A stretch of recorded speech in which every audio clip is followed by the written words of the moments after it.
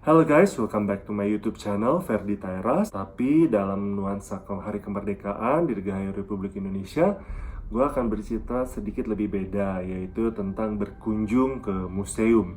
Well, sebenarnya bukan cerita tentang berkunjung ke museumnya ini sih yang mau gue angkat, tapi gue pengen mengangkat ada beberapa museum yang kalau ternyata punya cerita mistis. Nah, seperti yang kalian tahu, museum itu kan punya banyak sekali nuansa yang sedikit nggak bisa dibilang creepy ya, tapi agak mistis. Ada kesan yang membuat kita merinding gitu. Entah karena penempatannya yang agak sedikit kaku, atau mungkin justru benda-benda peninggalan sejarahnya, atau bahkan cerita sejarah itu sendiri gitu. Yuk kita coba lihat museum-museum apakah yang terkenal mistis di Indonesia. Museum pertama yang akan gue bahas adalah Museum Lubang Buaya atau Monumen Pancasila Sakti. Nah, museum ini terkenal akan kisah G30 SPKI yang terjadi pada 30 September tahun 1965 lampau. Untuk mengingat kejadian-kejadian tersebut, banyak sekali replika-replika kejadian dari G30 SPK itu yang dibangun di museum ini. Banyak pengunjung yang merinding sekali saat melihat patung-patung atau bahkan benda-benda yang mengingatkan akan kejadian tersebut. Tapi kembali lagi, rasa merinding ini justru mungkin karena dari kisah G30 SPK itu sendiri yang memang terkenal cukup sadis. Ada film yang mengingatkan kita akan kejadian tersebut dan itu biasanya diputar di tahun-tahun sebelumnya. Dan film tersebut memang begitu membekas di sanubari banyak orang karena memang sudah menjadi tontonan wajib di negara kita. Nah, buat kalian yang penasaran seperti apa sih nuansa merindingnya itu, bisa lihat sendiri bagaimana museum ini ditata sedemikian rupa, di layout sedemikian rupa sehingga menimbulkan kesan memori yang memang benar-benar menyeramkan. Museum kedua adalah Museum Pos Indonesia di Bandung. Terletak di belakang Gedung Sate, museum ini menyimpan banyak sekali koleksi, mulai dari perangko dari seluruh dunia, alat surat menyurat, hingga surat-surat dari raja-raja pada masanya. Barang-barang tersebut diklaim telah berusia lebih dari ratusan tahun lamanya. Meskipun ada banyak barang yang sudah umurnya cukup lama, tapi justru sebenarnya bukan hal tersebut yang membuatnya seram. Banyak orang berpendapat bahwa nilai mistis dari museum ini terletak pada patung-patung yang terletak di bagian ruang bawah tanah. Dari banyak pendapat yang dikumpulkan dari para pengunjung, saat menatap patung-patung tersebut, ada kesan seakan mata dari patung-patung itu kembali menatap kita. Entah karena efek pencahayaan, atau justru memang patungnya sendiri yang memang dibuat sedemikian realistis. Ada kesan gerakan mata yang seakan menatap balik ke pengunjung yang melihatnya, baik dari jarak dekat maupun jarak jauh. Dan satu hal yang paling menyeramkan adalah banyak saksi yang mengatakan ada pergerakan dari ruang bawah tanah tersebut. Which is, ruang bawah tanah tersebut memang dihuni para patung-patung tadi. Dan banyak saksi yang mengatakan bahwa patung-patung tersebut memang bergerak di ruang bawah tanah pada malam hari. Mulai dari suara-suara, atau bahkan bayangan-bayangan sosok orang yang lewat-lewat secara perlahan maupun cepat di daerah tersebut. Apakah kalian mempercayainya? Mungkin kalian bisa datang ke sana langsung untuk melihat seperti apa patung tersebut dan bagaimana bentuknya. Museum yang ketiga adalah Museum Bahari Jakarta. Kita semua tahu bahwa Museum Bahari ini kebakaran yang terjadi beberapa tahun yang lalu. Kisah mistis yang terjadi di Museum Bahari ini bagi kalian yang pernah mendatanginya adalah suara-suara yang aneh yang keluar dari museum tersebut di malam hari. Museum Bahari ini sebenarnya menyimpan koleksi perahu-perahu dari masa lampau yang digunakan oleh para VOC dan para penjajah untuk mengangkut rempah-rempah. Ada pula sejarah pelayaran Indonesia secara garis besar yang dikoleksikan di dalam bangunan ini. Kembali lagi ke soal suara-suara yang memilukan itu, ternyata bukan hanya suara aneh, tapi suara yang didengar cukup jelas seperti isak tawa, tangisan, atau bahkan suara-suara seperti orang yang sedang mengobrol. Tidak terlewatkan banyak juga suara-suara derap langkah pasukan yang seakan sedang berbaris-berbaris di dalam bangunan tersebut. Seakan-akan mereka sedang terjebak dalam ruang waktu di mana mereka sedang melakukan upacara.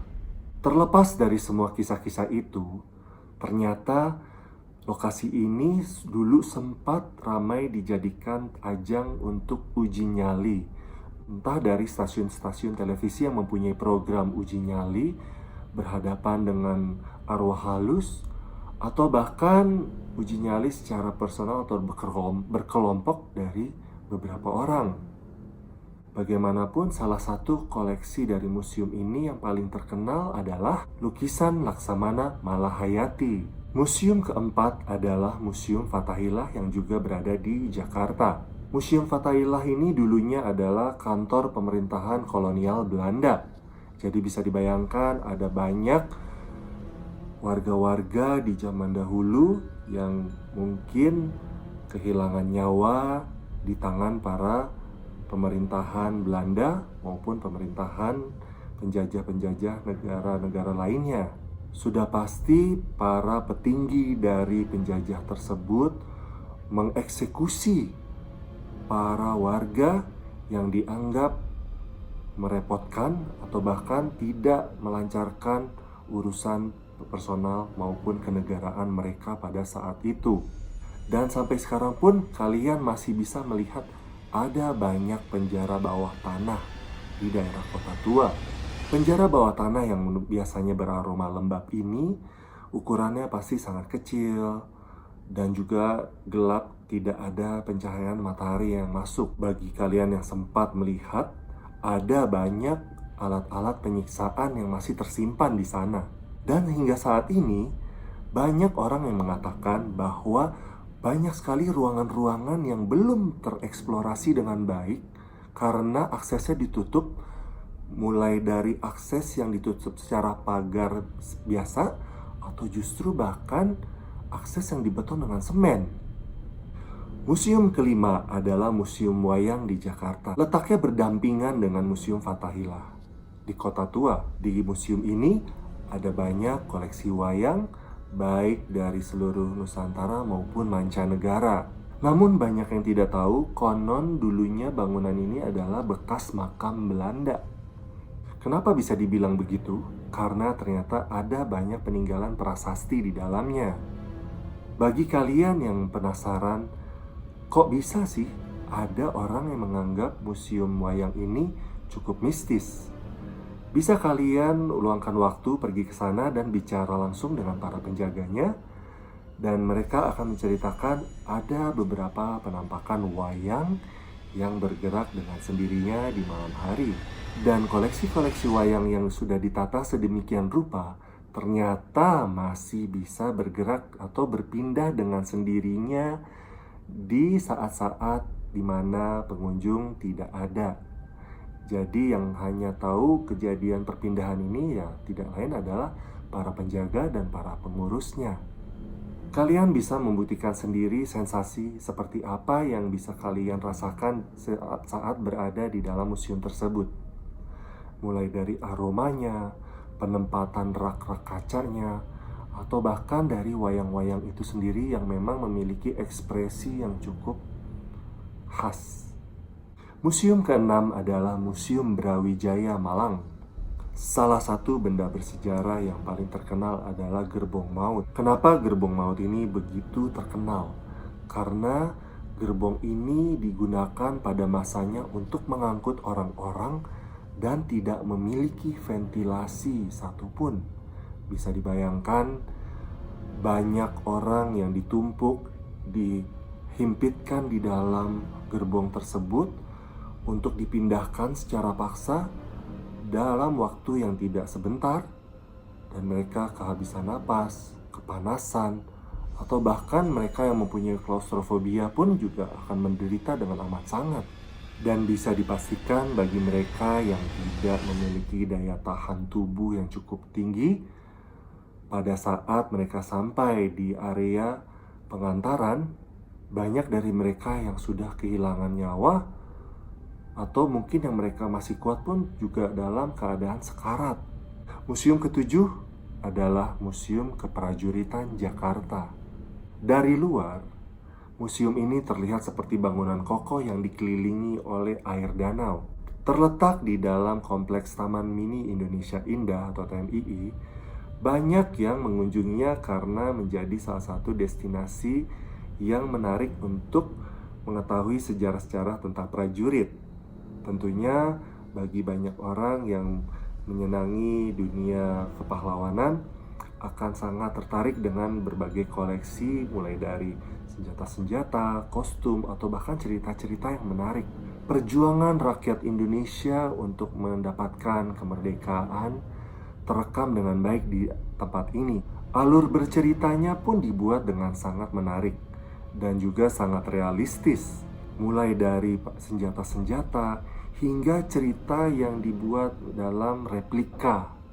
Saking realistisnya, dan terutama jika hari sudah mulai gelap, mereka akan terasa lebih hidup. Terlepas dari nuansa mistis yang sangat kuat dari museum ini dirawat dengan sangat baik. Penasaran? Kunjungi saja langsung dengan keluarga ke Taman Mini Indonesia Indah, karena selain museum keprajuritan, kalian juga akan menemukan sejarah budaya-budaya Indonesia di tempat ini. Jadi, selamat Hari Kemerdekaan. Jangan lupa untuk terus mengunjungi museum untuk mengetahui sejarah kita dan juga menguji nyali. Sampai jumpa.